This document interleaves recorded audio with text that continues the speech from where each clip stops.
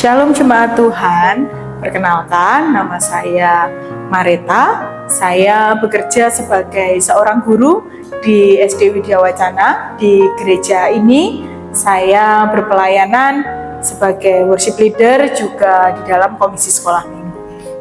Hari ini saya akan membagikan bagaimana kasih Tuhan di dalam kehidupan saya, bagaimana Tuhan melepaskan saya dari cobaan yang saya alami, bagaimana Tuhan menolong di dalam kehidupan saya. Satu hal yang ingin saya bagikan untuk kita semua, sedikit cerita.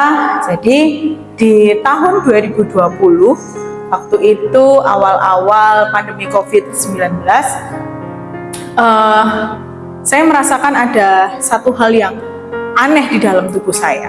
Ya, lalu setelah beberapa waktu lamanya dilakukan pengecekan dan ternyata ada sebuah benjolan yang ada di dada saya, dan itu cukup membuat saya takut, membuat saya, kalau orang anak-anak muda sekarang bilang, galau ya, karena nggak tahu, antara ingin tahu itu apa tapi takut juga kalau itu sebuah hal yang membahayakan bagi saya. Lalu setelah berdiskusi dengan suami, lalu kami memutuskan untuk pergi ke dokter untuk melakukan pemeriksaan ya. Dan di hari itu dokter bilang ya harus diambil benjolannya itu saat itu juga. Waktu itu saya di sebuah rumah sakit di Kota Solo. Dokter mengatakan kalau ini harus diambil dalam waktu yang cepat. Ya, saya pikir oh ya sudah, berarti nanti kalau sudah diambil sudah selesai.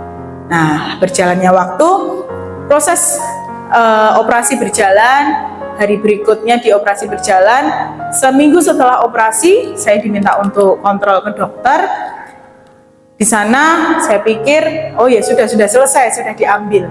Tapi ternyata masih ada pemeriksaan lanjutan untuk proses itu, membutuhkan waktu 1 bulan untuk tahu benjolan yang diambil itu bahaya atau tidak.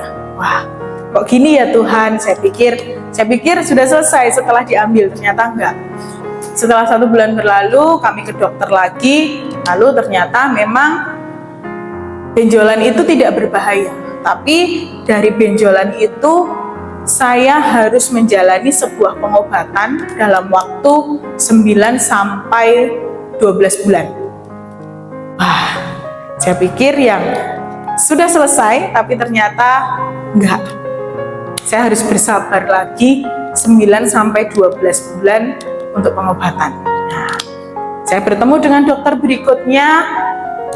Ternyata dalam pengobatan itu saya diharuskan untuk minum obat setiap hari, tidak boleh putus dalam waktu yang sudah disepakati di awal 9 sampai 12 bulan. Oke.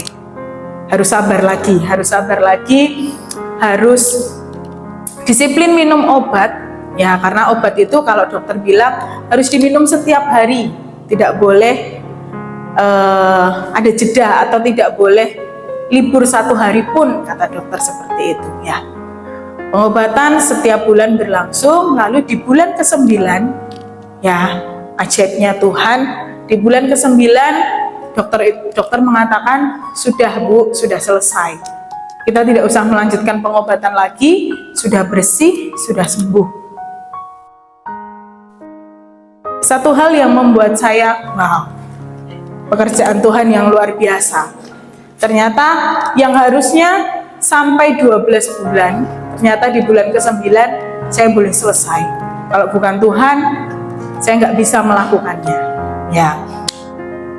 Setelah itu, 9 bulan setelah selesai pengobatan, waktu itu ada di tahun 2021, di bulan April saya selesai pengobatan.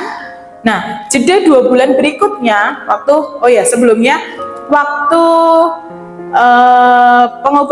sebelum pengobatan, waktu ada benjolan itu diambil, dokter bedah waktu itu mengatakan benjolannya diambil itu mengakibatkan saluran ke ASI-nya itu harus diputus. Jadi nanti kalau hamil tidak bisa menyusui, begitu kata dokter. Ya. Oke, kami menerima. Yang penting benjolan itu bisa diambil. Nah, setelah 9 bulan Saya pengobatan, dokter menyatakan selesai, dan berkat Tuhan yang kami terima di tahun 2021 itu di bulan Juni saya bisa hamil, dan waktu itu saya nggak tahu kalau hamil, dan nggak taunya Tuhan melakukan mukjizat yang luar biasa dalam hidup saya. Saya hamil, dan di usia kandungan saya yang keempat, ya, yang dulu waktu awal operasi dokter bilang saluran ke air susunya itu putus, tidak bisa keluar ASI, dan di bulan yang keempat Tuhan menyatakan mukjizatnya, cairan dari benjolan yang diambil dari tempat di mana benjolan itu diambil, ASINya bisa keluar dari situ. Nah, itu yang membuat saya luar biasa Tuhan. Yang awalnya saya merasa kok cobaannya gini ya Tuhan, berlarut, tapi ternyata ada anugerah Tuhan yang luar biasa yang dinyatakan dalam hidup saya. Satu ayat firman Tuhan yang menguatkan saya, ya, terdapat di dalam 1 Korintus 10 ayat 13. Pencobaan-pencobaan yang kamu alami ialah pencobaan-pencobaan biasa yang tidak melebihi kekuatan manusia. Sebab Allah setia, dan karena itu Ia tidak akan membiarkan kamu dicobai melampaui kekuatanmu. Pada waktu kamu dicobai, Ia akan memberikan jalan keluar kepadamu sehingga kamu dapat menanggungnya. Jadi ada berkat Tuhan ketika pencobaan itu datang, kita diberikan bahu yang kuat sehingga kita bisa menghadapi cobaan itu, dan Tuhan sudah menyediakan jalan keluar untuk kita. Jadi jemaat Tuhan, teruslah berpengharapan kepada Tuhan, tetap percaya bahwa Tuhan sanggup melakukan segala sesuatu dalam kehidupan kita yang mungkin kita merasa mustahil, mungkin itu membuat kita kecil hati. Tetap percaya kita punya Tuhan yang besar yang sanggup melakukan segala sesuatu dalam kehidupan kita. Kiranya kesaksian ini boleh menjadi berkat bagi kita semua, boleh menguatkan kita melalui iman percaya kita boleh semakin kuat kepada Tuhan. Terima kasih, Tuhan Yesus memberkati.